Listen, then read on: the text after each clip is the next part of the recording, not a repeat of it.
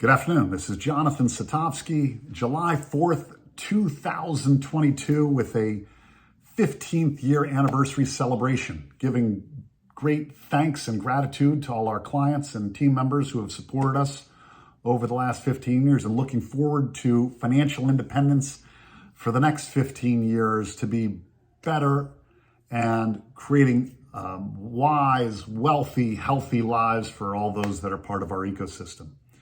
And really tremendous appreciation. I mean, we've been able to navigate 2007 to 2009's financial crisis, 2011, the threat of U.S. Tea Party defaulting on the U.S. government debt, Brexit, COVID. Now we have the Fed and interest rates and inflation, and who knows what's next. The next 15 years are for sure going to experience a bumpy road. But financial independence is creating a structure, support, and a mindset to be able to navigate and to be able to weather those conditions. So I just am very appreciative of the growth. And it reminds me, a very dear client who just retired that we've been working with since 1990s, mid-1990s actually.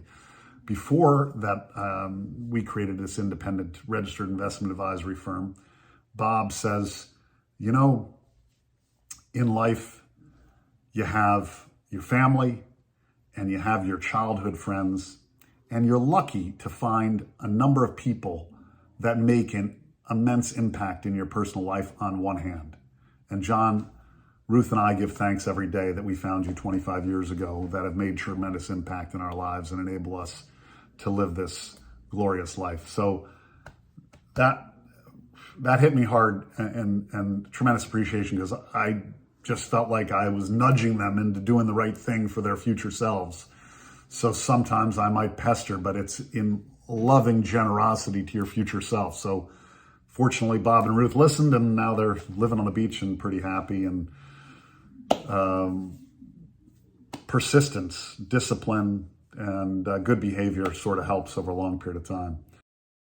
I originally started in financial services in the early 90s, partially because they don't teach it to you in high school and college. And I saw stress in my parents' lives. My mother and father were divorced at a young age, and I saw my mom being very financially insecure, and my dad having a lot of stress about money. And this money thing, I was like, I got to get this out of the way. I'll do it for 2 years and I'll go do something else. I'll learn a little bit about it. Well, now, a quarter of a century plus later, I'm still at it. And the whole idea is to be able to reduce stress and to enable people to live a fulfilled life where they can be calm and confident to be able to tackle anything that comes along in life. And when stress comes into life, it creates health problems, and no amount of money can make up for bad health. So there's a very fine line and integration that people don't always see. And I feel like it's maybe a gift and a responsibility to be able to help people see that blind spot and help them navigate deftly so that they can live a rich life and beyond the dollars and cents. So, the concept of being on Wall Street, I don't actually feel like I'm on Wall Street, because I feel like I'm on Main Street. I'm just helping my mother, my father, my sister, my brother, friends, family, people that I've cared about for the last 25 years. And most people in finance do work for major financial institutions. And the incentive is to create a profit for the institution, not necessarily for the end consumer. If the end consumer benefits, great. If not, it's the concept of some will, some won't. So what next? Well, that doesn't bode well for me, because there is no next. I only have one life to live. I only have one mother, father, and friends and family. And, we only get one crack at this to do it the right way. So you got to create a margin of safety in the decision-making process of not doing anything foolish. On the adverse side, a very dear friend of mine called me recently, and he said, I had $480,000 in stable coins and these Bitcoins or whatever. I don't even know what he owns. And now they're worth $70,000. He lost, 80% of his money. And I almost had a heart attack thinking about it. I'm like, well, why didn't you talk to me? Why did you do that? And he said, well, maybe you wouldn't have taken me on. I didn't have enough money. You couldn't help me. Anyway, I felt very bad that I wasn't there to be able to protect him. And you can't protect everyone from themselves, but I take it very seriously to make sure that people are navigating smartly and treating everyone like family, the way that I would want to be cared for. And in that light, I've been fortunate to create a great team, and a team that the Sam family that has been supporting our clients and friends and family.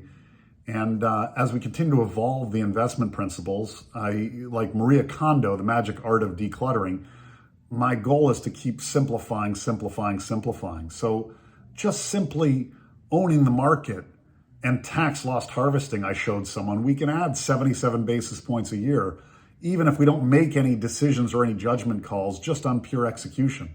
So if we can operationalize and execute just a little bit better, not anything magical, and the little better that we're trying to do is maybe slightly leaning between Bogle and Buffett of the idea of investing cheaply and leaning toward the most profitable businesses in the world. And of course, my running joke holistically is, look, I just want to kite surf and sit on the beach with you and hang out and enjoy life a little. But in order to do that, for us to really relax and enjoy a conversation, enjoy the drinks, maybe we need to own a profitable business and not spend too much money for it. So it doesn't matter whether it's a surfboard shop or a pizza stand. If we can systematically and routinely operationalize the idea of owning cheap, profitable businesses over a lifetime, we'll do magnificent. And then lastly, having some ability to be able to generously give back to causes and think globally and act locally.